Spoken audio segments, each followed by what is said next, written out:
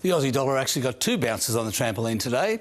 At 6 a.m, the US dollar fell after the Federal Reserve left rates on hold as expected, but pointed to 3 rate cuts this year, the first in June.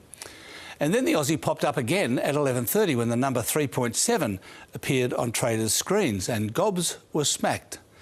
The consensus forecast for unemployment had been 4%.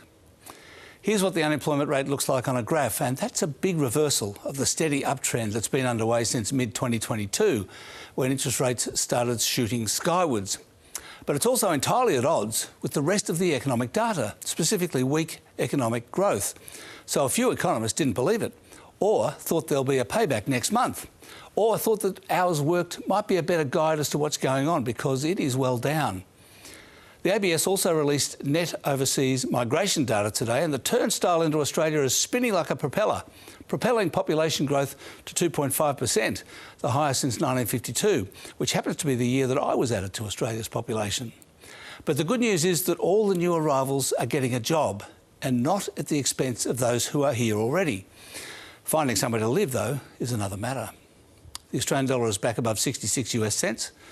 The US stock market hit a new record high after this morning's Fed decision, which propelled the local market more than 1% higher, with quite big gains by banks and retailers.